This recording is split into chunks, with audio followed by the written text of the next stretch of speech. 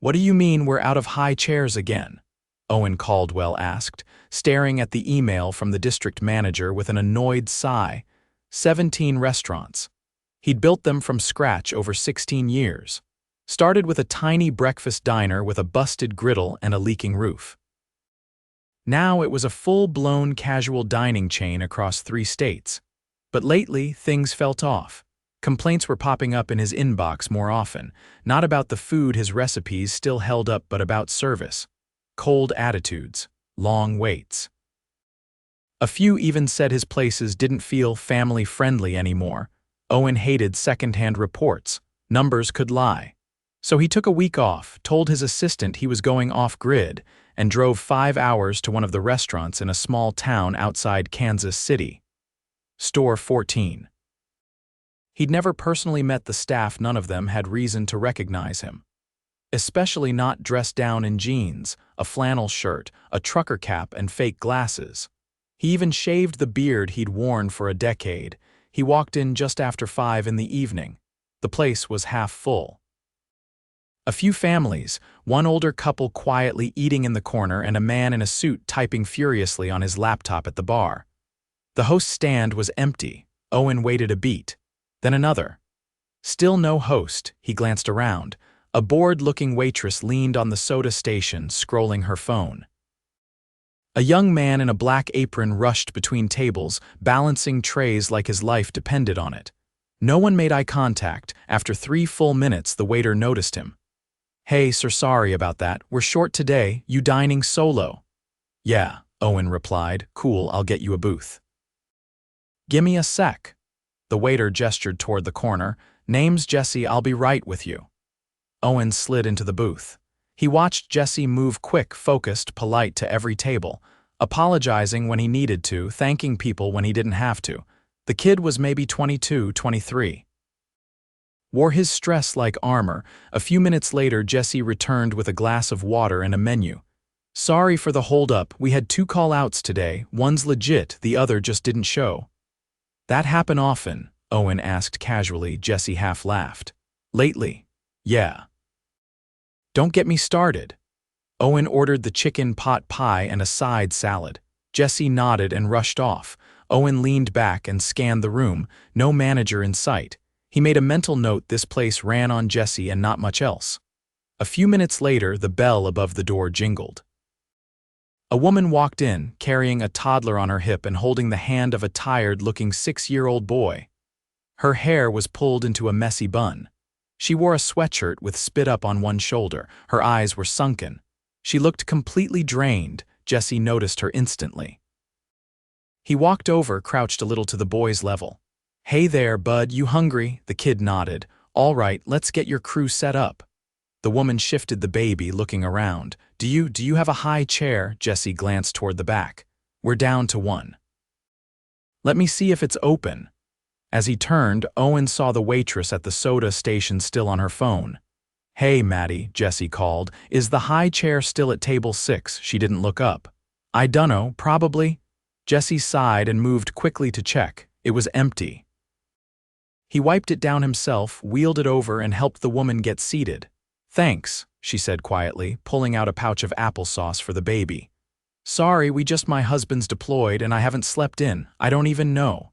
"You're good," Jesse said gently. "Take your time. I'll get you some water and I'll make sure the kids' food comes out first, okay?" The woman blinked hard. "Thank you." Owen watched all of it, every word, every action. He felt something tighten in his chest. 10 minutes later, Jesse brought out a grilled cheese, a fruit cup, and a chocolate milk for the boy before their full order was ready. "On the house," he said softly. "Sounds like today's been a lot." The woman covered her mouth, fighting tears. "You don't have to, I know," Jesse said. "It's all right." Owen sat there, stunned. The waiter had no idea who was watching. Then the manager finally appeared, mid-40s, slick hair, button-up shirt, holding a clipboard. He walked right past Jesse without a word and headed toward Maddie. "Can you get off your phone for once?" he said, voice low. She shrugged. "We're dead."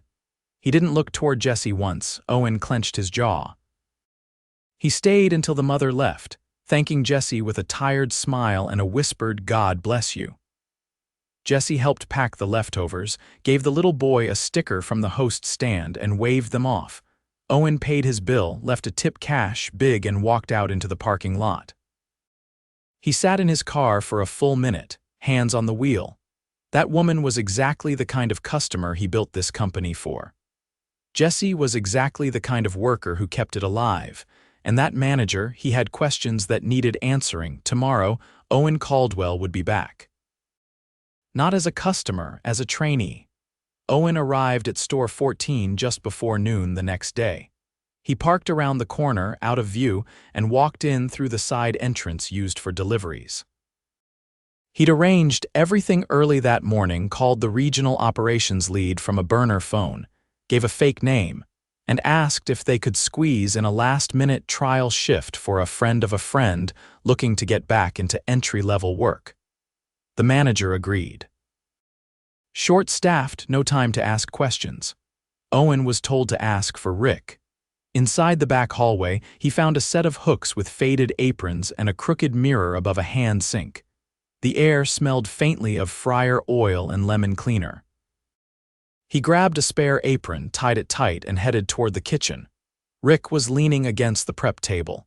He had a Bluetooth earpiece jammed in one ear and a half-eaten protein bar in his hand. When he saw Owen, he didn't move. "You the new guy?" Rick asked, barely glancing up. "Yeah." "Said I could shadow for the day. Supposed to be light help. You got restaurant experience? Some? Fine. Don't expect training wheels, follow orders, don't touch the register, and if you screw something up, it's on you." Rick didn't ask for a name. "Go find Maddie, front of house. She'll show you the floor map. Lunch rush starts in 20. Owen nodded and walked through the swinging door into the dining room. Maddie was at the soda station, restocking lids. She noticed him, squinted, then slowly stepped over. "You here for the shift?" "Yeah." "Just for the day." She handed him a laminated seating chart without a word. "You clean tables. That's it. Don't talk to customers unless someone's bleeding." "Got it." She walked off. Owen scanned the room.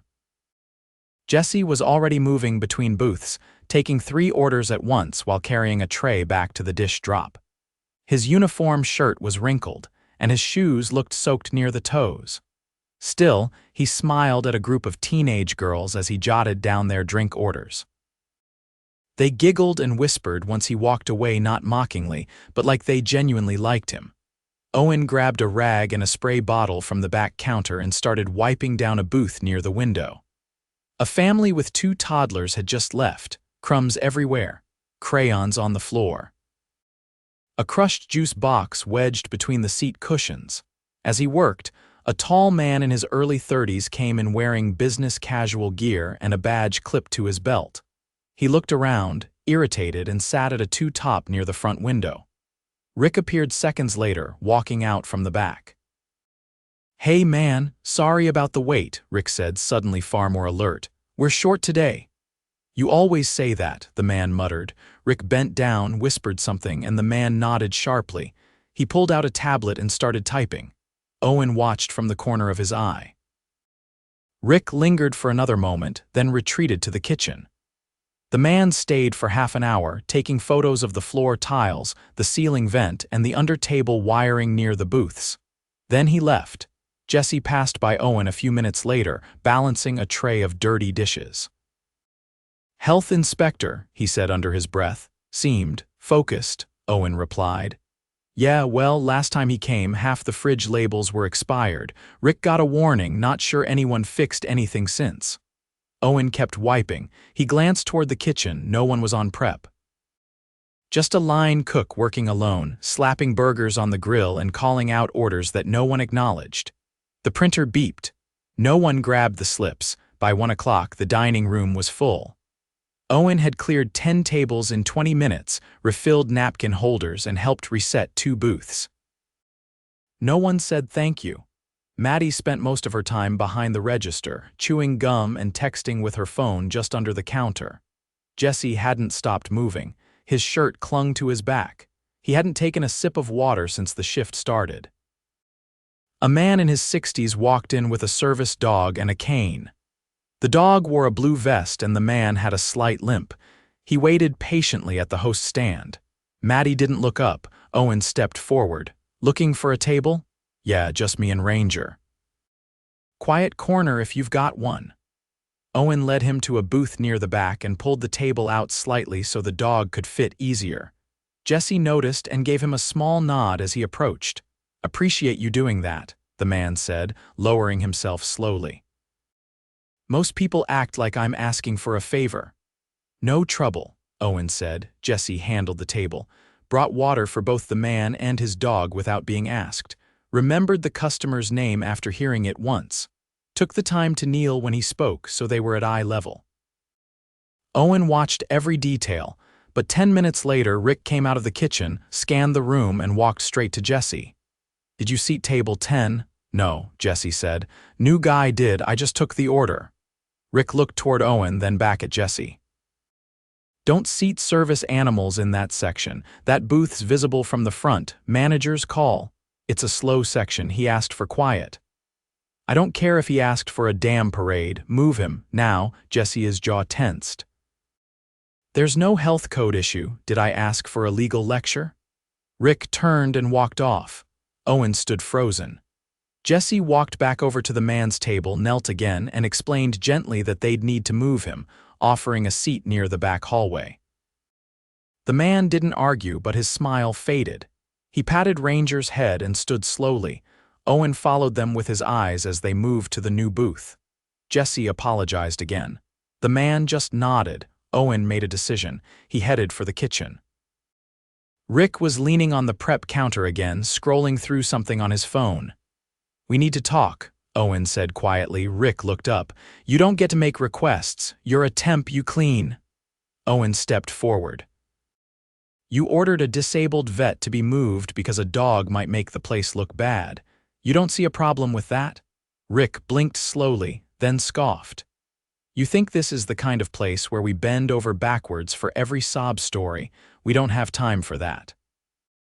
You don't like how I run this store? Feel free to clock out. Owen didn't move. Rick narrowed his eyes. You've got 5 seconds. Owen exhaled. I'm not here to clean tables, and I'm not a temp. Rick stared. I'm Owen Caldwell. I own this company. The blood drained from Rick's face. I watched you ignore your floor, disrespect your staff, and humiliate a veteran with a service dog because you think appearances matter more than people. You're done here. Rick opened his mouth but said nothing. Owen turned and walked through the kitchen doors.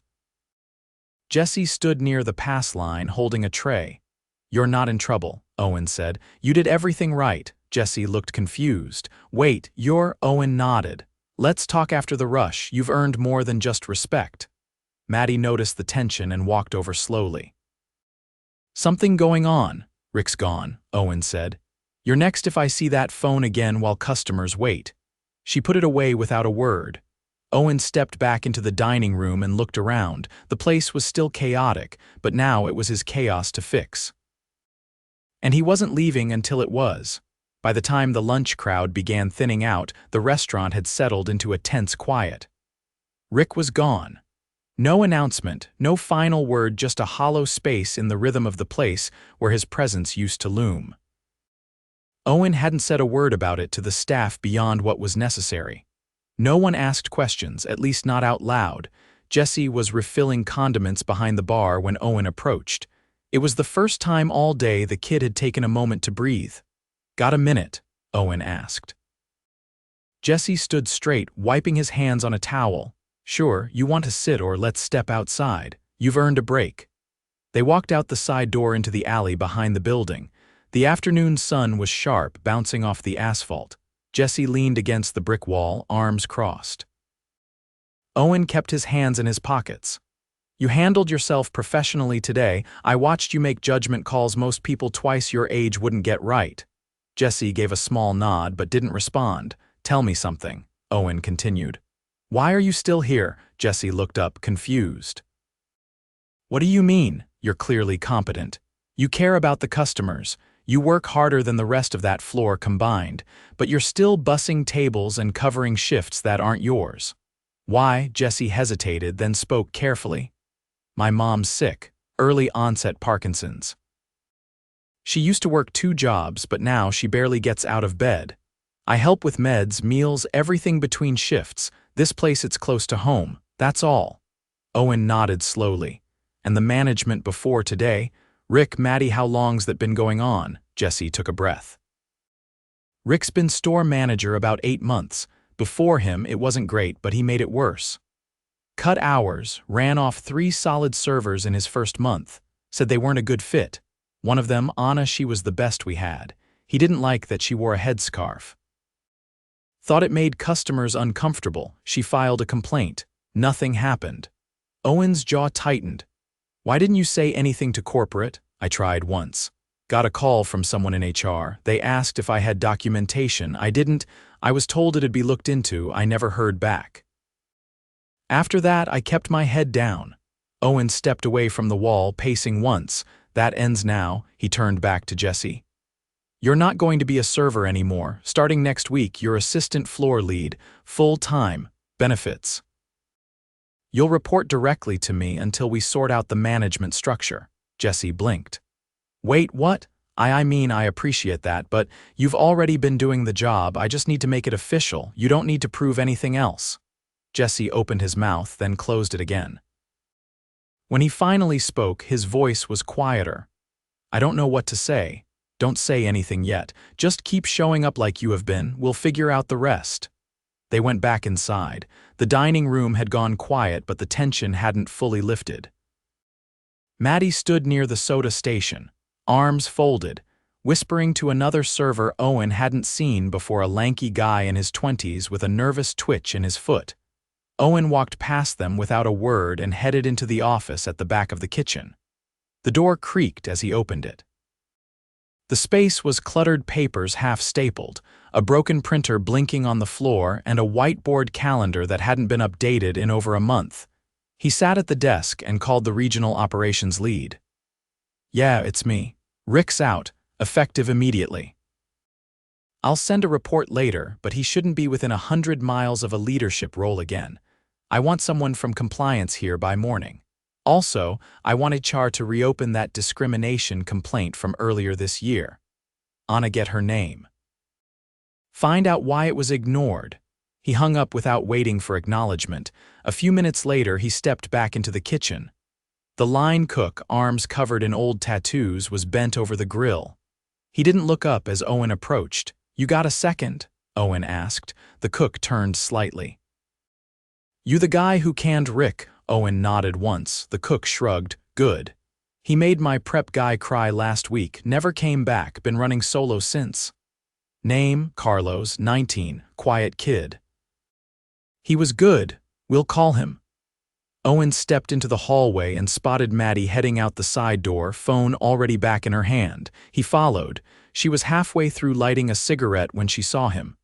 You're not supposed to be out here, she said, eyes narrowing. You're off the floor on an unscheduled break during a shift that's still active, Owen replied. That's not a smoke break, that's abandonment, she rolled her eyes.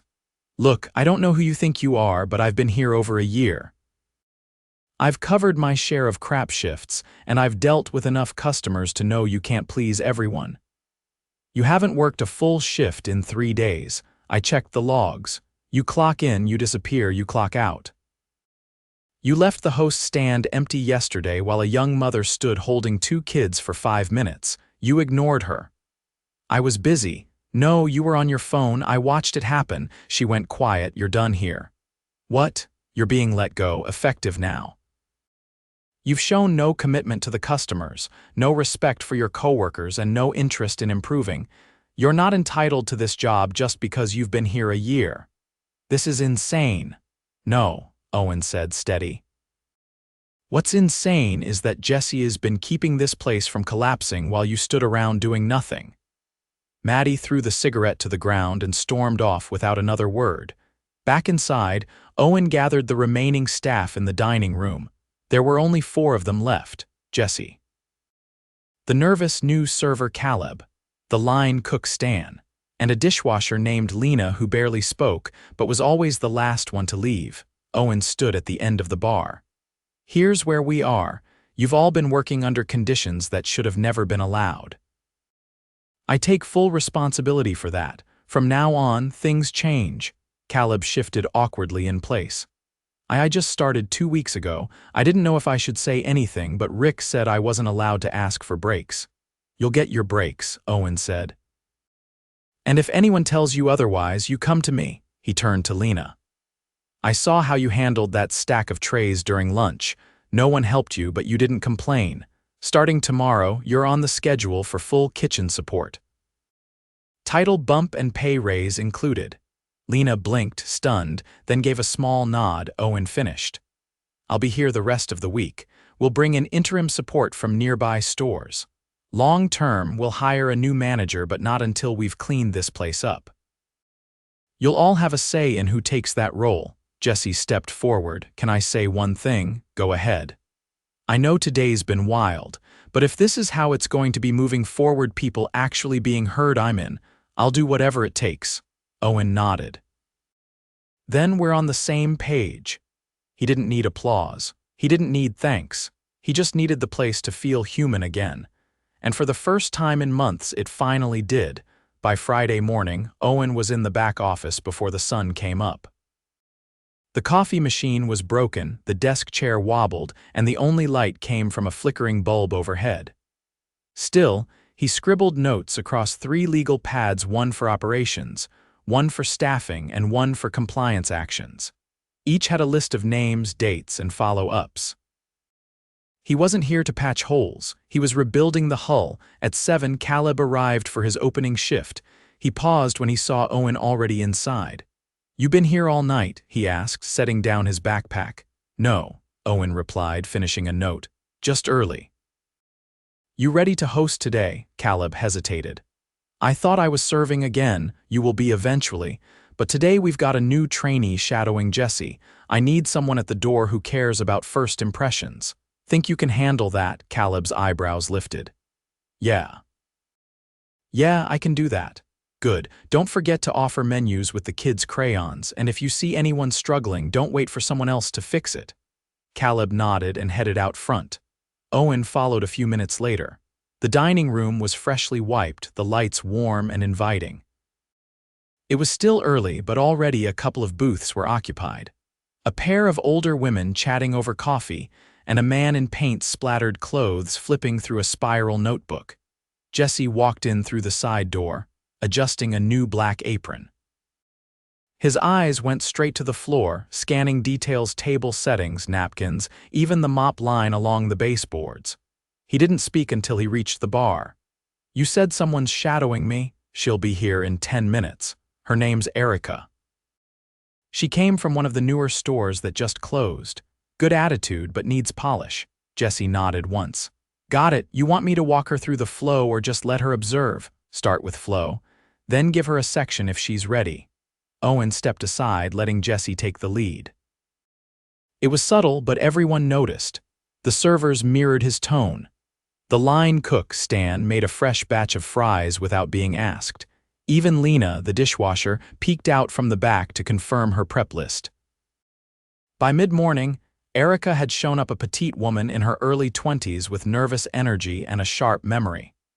Jesse walked her through table numbers, POS screens, and the unspoken rules of pacing customers through the kitchen's capacity.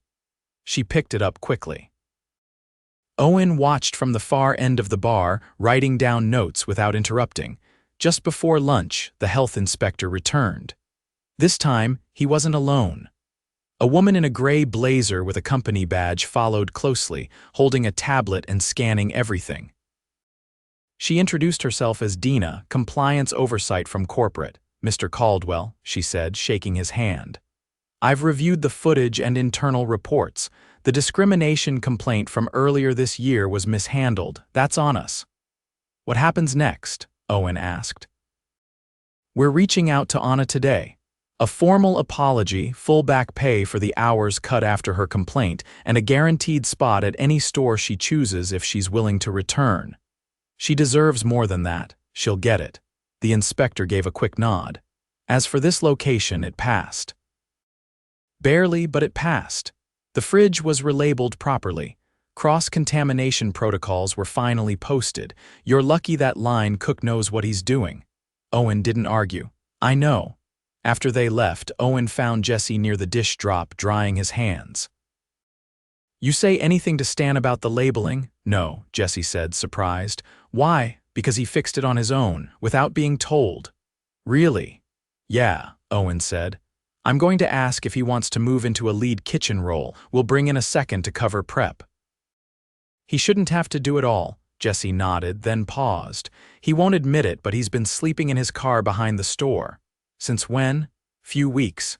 Rent went up where he was living. He didn't want to lose the shift. Owen's mouth tightened. All right. I'll handle it. He stepped back into the office, pulled out his phone, and called the HR lead. We're setting up temporary housing assistance for employees in emergency situations. Quietly. No press release. No branding. Just help. He hung up and called a nearby hotel, booked a room under the company's name, and walked into the kitchen. Stan. The line cook looked up mid-slice. You've got a comped room at the midline in down the block. 2 weeks paid for. After that, we'll figure something longer term. You're not sleeping behind the store again. Stan just looked at him, didn't say thank you, just nodded once and went back to slicing onions. That was enough. By 1 o'clock, the dining room was full again. But this time, it ran without chaos. Erica had taken a small section and was holding her own. Caleb greeted guests with confidence. Jesse floated where needed, checking on the mother with twins who'd arrived earlier, offering extra napkins before they were asked. Owen stood by the soda station, watching it all unfold. The front door opened and a familiar figure walked in. The woman from earlier in the week, the one with the toddler and the boy holding her hand. Her sweatshirt was cleaner, her posture a little straighter, but the fatigue was still there, faint but present. She paused at the host's stand.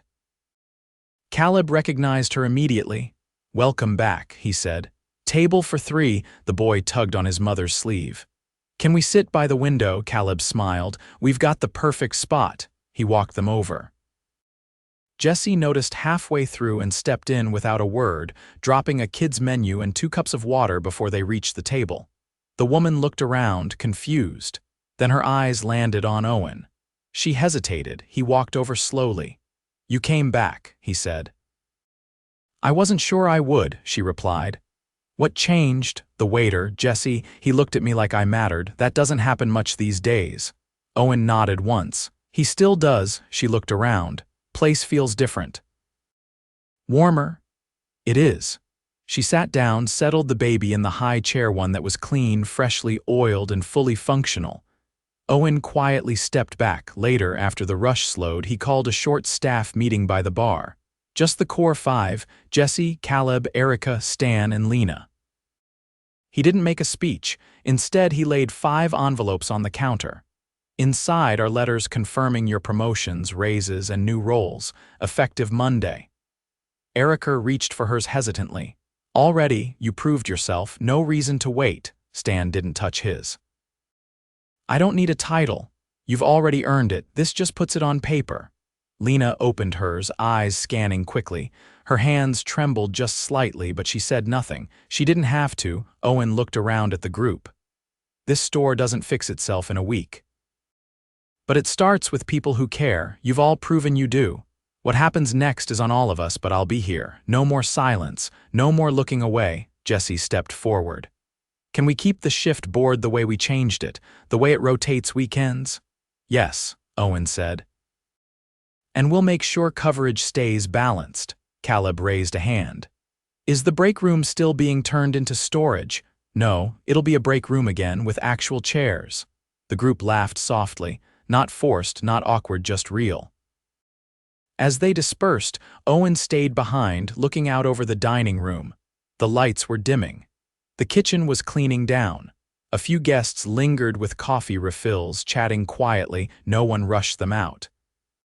He watched Jesse refill a salt shaker at table 12, Erica wiping menus with care, and Lena locking the dish area with a quiet sense of pride. This wasn't about one shift or one store. It was about remembering why he started all this in the first place, not to expand, not to scale. but to serve, and now he finally was.